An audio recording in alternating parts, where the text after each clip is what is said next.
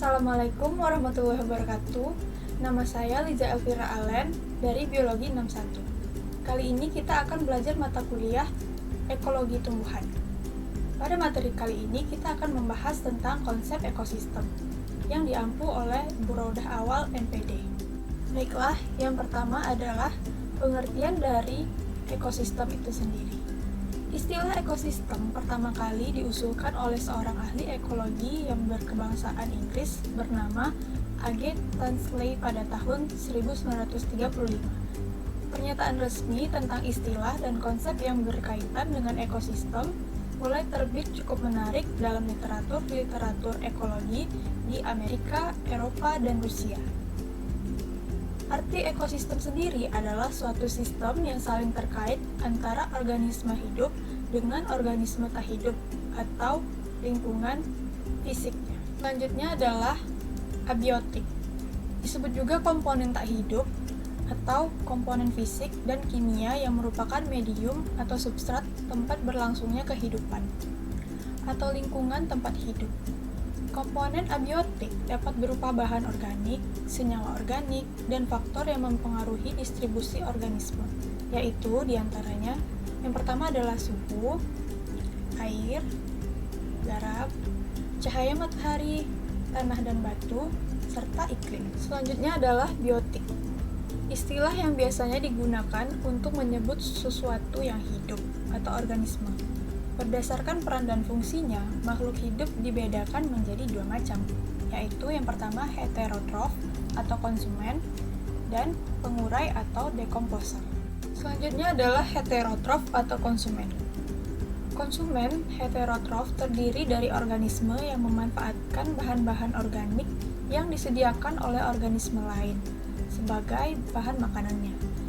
Komponen heterotrof disebut juga konsumen makro atau fagotrof karena makanan yang dimakan berukuran lebih kecil. Yang tergolong heterotrof adalah manusia, hewan, jamur, dan mikroba. Selanjutnya ialah pengurai atau dekomposer. Pengurai atau dekomposer adalah organisme yang menguraikan bahan organik yang berasal dari organisme mati. Yang tergolong pengurai adalah bakteri dan jamur.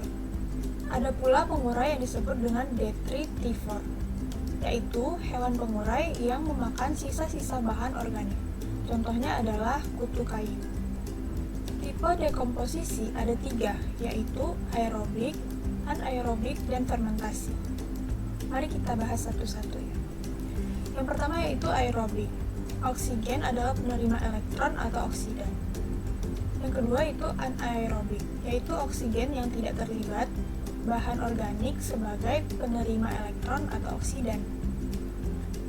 Dan yang terakhir adalah fermentasi, yaitu anaerobik namun bahan organiknya teroksidasi sebagai penerima elektron.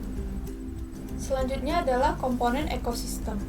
Semua ekosistem, baik ekosistem terestrial atau daratan maupun akuatik atau perairan, terdiri atas komponen-komponen yang dapat dikelompokkan berdasarkan segi tropik atau nutrisi dan segi struktur dasar ekosistem. Berdasarkan segi struktur dasar ekosistem, maka komponen ekosistem terdiri atas 2 jenis, yaitu yang pertama komponen biotik, yaitu komponen makhluk hidup, misalnya binatang, tumbuhan, dan mikroba. Komponen abiotik yaitu komponen yang benda mati atau yang tidak hidup, misalnya air, udara, tanah, dan energi. Lalu, berdasarkan segi trofik atau nutrisi, maka komponen biotik dalam ekosistem terdiri atas 2 jenis juga, yaitu yang pertama adalah komponen autotrofik. Autos artinya adalah sendiri, dan tropikos artinya menyediakan makanan. Lalu komponen heterotropik. Hetero artinya berbeda atau lain, dan tropikos artinya menyediakan makanan. Berikutnya adalah tingkat trofik. Dalam ekosistem alam dikenal adanya tingkat tropik suatu kelompok organisme. Tingkat tropik menunjukkan urutan organisme dalam rantai makanan pada suatu ekosistem. Oleh karena itu, berbagai organisme yang memperoleh sumber makanan melalui langkah yang sama dianggap termasuk ke dalam tingkat tropik yang sama. Yang pertama yaitu bisa kita lihat pada gambar adalah tropik 1. Ada tingkat tropik 1, yaitu semua organisme yang berstatus sebagai produsen. Lalu naik pada tingkat tropik 2, yaitu semua organisme berstatus sebagai herbivora atau konsumen primer. Naik lagi pada tingkat tropik 3, yaitu semua organisme yang berstatus sebagai karnivora kecil atau konsumen sekunder. Lalu tingkat tropik 4, yaitu semua organisme yang berstatus sebagai karnivora besar atau karnivora tingkat tinggi. Dan yang terakhir, paling puncak adalah tingkat tropik 5, yaitu semua organisme yang berstatus sebagai perombak atau dekomposer dan transformer, atau semua mikroorganisme. Berikutnya adalah gambar dari piramida jumlah. Piramida jumlah yaitu piramida yang menggambarkan terjadinya penurunan jumlah individu organisme pada tiap tahap tingkat tropik. Jadi, dalam piramida jumlah itu yang dilukiskan adalah jumlah individunya, yaitu jumlah individu organisme yang berada pada tingkat tropik. Pada umumnya, herbivoranya lebih besar dan lebih kuat daripada produsennya. Karnivora sekunder lebih besar dan lebih kuat juga daripada herbivoranya. Seperti pada gambar ini, bisa kita lihat ya. Dan begitu seterusnya.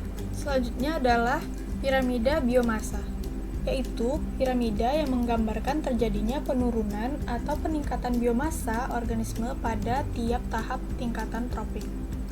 Piramida biomasa pada ekosistem daratan dan perairan terjadi perbedaan bentuk.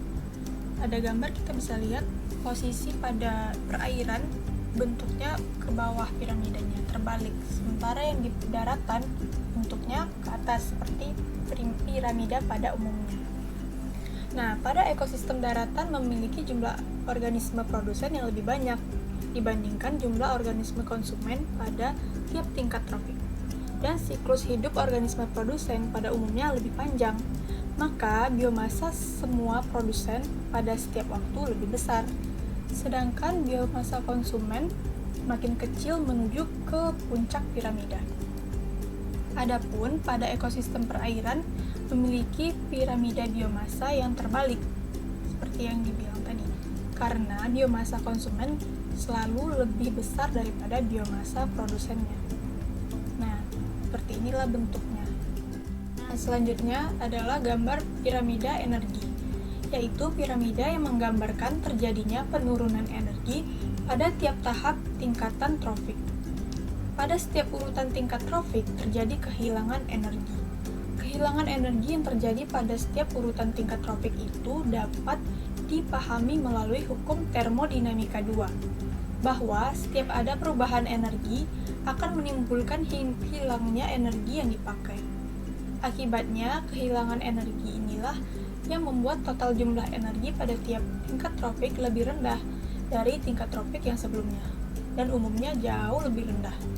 Energi pada herbivora dalam suatu komunitas atau ekosistem lebih rendah daripada produsennya dalam komunitas atau ekosistem yang sama, dan begitu seterusnya, sehingga bentuk piramida energi adalah piramida yang tegak. Oke, sekian presentasi dari saya. Mohon maaf apabila ada kekurangan atau salah-salah kata. Wabillahi taufiq wal hidayah. Wassalamualaikum warahmatullahi wabarakatuh. Jangan lupa di like, di komen, dan subscribe. Terima kasih.